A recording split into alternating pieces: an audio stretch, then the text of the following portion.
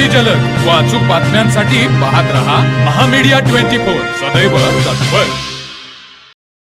कोल्हापूर स्थानिक गुन्हे अन्वेषण शाखेने धडक कारवाई करत शस्त्र तस्करांच्या मुसक्या आवळल्या आहेत। मध्य प्रदेशातील बुरानपूर येथील 4 पिस्तूल घेऊन आलेल्या मुख्य तस्कर सरनाम नाहरसिंह बर्नाला याला अटक करण्यात आली आहे। काही दिवसांपूर्वी शिरोळ तालुक्यातील यड्राव येथील मनीष नागोरी याला पोलिसांनी जिवंत काडतूस आणि अंमली पदार्थासह ताब्यात घेतले होते।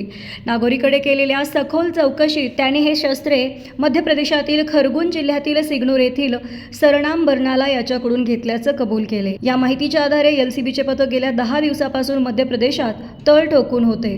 बुरानपूर रेल्वे स्टेशन परिसरात सरनाम बर्नाला येणार असल्याची माहिती पोलिसांना मिळाली होती। पोलिसांनी सापळा रचला असता पोलीस आल्याचं पाहून बर्नाला याने दुचाकीवरून पळ काढण्याचा प्रयत्न केला। पाठलाग दरम्यान त्याने हातातील पिशवी रस्त्यावर फेकून दिली, ज्यामध्ये 2 लाख रुपये किमतीचे 4 पिस्तूल आढळून आले। अखेर स्थानिक बिस्टान पोलिसांच्या मदतीने कोल्हापूर एलसीबीने त्याला जेरबंद केले। आरोपीला न्यायालयामध्ये हजर केले असता न्यायालयाने त्याला 24 मार्चपर्यंत पोलीस कोठडी सुनावली आहे। तर मग चला सबस्क्राईब करायला विसरू नका महामीडिया 24 न्यूज चॅनलला। महामीडिया 24 सदैव तत्पर।